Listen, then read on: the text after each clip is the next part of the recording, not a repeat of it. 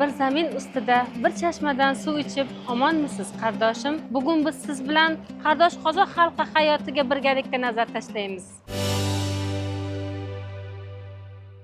Assalomu alaykum. Va alaykum assalom. Qanday yaxshimisiz? Salomatligingiz yaxshimi? Xushvaqt bo'ling. Keling, kiring chiqing. Zuhraxon, bizni xonadonimizga xush kelibsiz. Xushvaqt bo'ling. Mana pensiyaga chiqqanim, nafaqaga chiqqanimdan keyin o'zim qiziqqan mana shu hobbi deydimi, o'shaning bilan mana shug'ullanib kelyapman. Ancha yillardan beri endi oldin ishlab o'rgangan odam bo'sh o'tirmas ekan. Men o'z kichkinaligimdan shunaqa qiziqar edim. Buvimdan o'rganganman, onamdan o'rganganman. Ularda ham shunaqa bor edi o'zi.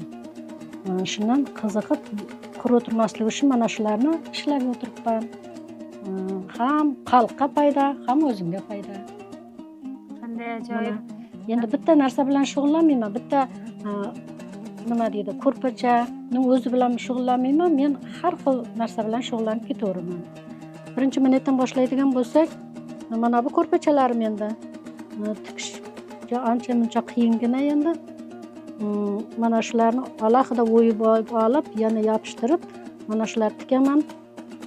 Beshikka mana yopiqlarni, qozoqning o'yuvlarini qo'yib turib, mana shu yopiqlarni ishlayman. Mana to'ri tashqarisidagisi, mana ichkaridagisi, mana shunaqa bezaklar beraman-da. Qo'l mehnati bular hammasi. Mana bular har bittasini alohida materialda o'yib olib, ikkinchi materialga yopishtirib chiqaman. Qozoqning o'yuvlari hammasini shu Qozog'iston internetdan olganman o'yuvlarini. Mana tashqarisidagisi ham shu qozoqlarniki ham bular hammasi. Endi bu yerda bitta aytib ketadigan narsa, mana bu tika tushsa o'zbek variant bo'ladi. Bunday aylanib tushsa qozoqlarning varianti. U yerda ham o'zini alohida nimasi bor. O'shadan farqlanadi. Farqlanadi qozoq bilan o'zbeknikida. Har millatning o'zining urf-odati bor-ku, dasturlari bor. Mana bu shu beshik yopiqlariga ham talab kattami? Talab katta. Endi qiziqqanlar, ko'rganlar kelib olib ketishyapti.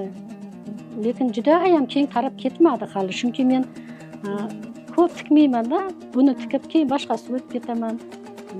Kimki beshikka olib ketib, olib borgan joydan keladi. Ko'rganlar. Endi mana beshik yopiqisi, beshik to'shamalari, bundan tashqari mana shu beshikka solish marosimi bilan bog'liq bo'lgan yoki bo'lmasa beshik atrofida ishlatiladigan bir buyumlar ham bormi? Bunisini olib ketgan odam обязательно mana o'zidan ikkita oladi. Chunki ko'rpachaning ikki tomoniga ikkita yopib qo'yiladi. Uni ustiga beshikka soladigan kampirlar soladi ko'pinchada, qarlar solinadi. U yoqdan ikkita, bu yoqdan ikkita deydi. Qiz tarafdan ikkita, yigit tarafdan ikkita deb to'rtta o'tirishadi. O'shanga bunaqa ko'pchik olinadi. Buni ko'pchik deyiladi-da. Bu ko'pchikda bit soladi-da, har bittasiga bittadan solib qo'yishadi. Bunga o'tiradi. O'tirib beshikka solib bo'lgandan keyin bu kampirlar buni olib qo'ltiga qisib olib ketishadi uyga. Yaxshi niyatlar bilan beriladi. Udumimiz ham bor. Shunaqa udumlar bor. Mana o'shaniki, mana bular ham shuniki. Mana ko'rpachalar ham o'shaniki. O'shalardan har xilisidan olib, to'rt tarafiga yana ikkita, bu yoqqa ikkita solib qo'yiladi. To'rtta kampir o'tirgandan keyin bularni olib ketishadi. Bu yumshoqqina bo'lar ekan, taglik ekanda. Ichida paxtasi bor. Keyin unaqa numchalar ham tikaman. Bu numchalarni asosan qaysi yosh toifasidagi xotin-qizlar kiyishadi? Bunaqa nimchalarni. Buni uzatilayotgan qiz kiyadi. Birinchidan u nima zirak apar taqadi-ku ya. Zirak apar taqqanda mana shundan kiydirib qo'yadi ustiga, boshiga savkalar kiydirib qo'yadi. Savkalar kiygandan keyin mana bu yigit tarafidan olib boriladi mana bu narsa. Xohlagan oqini olib boradi, xohlagan qizilini olib boradi. Ko'pincha nimchaga qaraydi. Nimcha oq bo'lsa oqini olib boradi, qizil bo'lsa qizilini olib boradi. Buni olib borgandan keyin mana buni ichiga zirak soladi. Zirakni solib qo'yishadi-da. O'sha yerga borganda olib, keyin zirakni taqishadi. Qizni mana ko'pchikka o'tirgizib qo'yadi. Zirak solardan oldin mana buni taqadi qizni sochiga. Qizning sochiga o'ng tarafiga mana bunday qilib o'ng tarafiga taqishadi.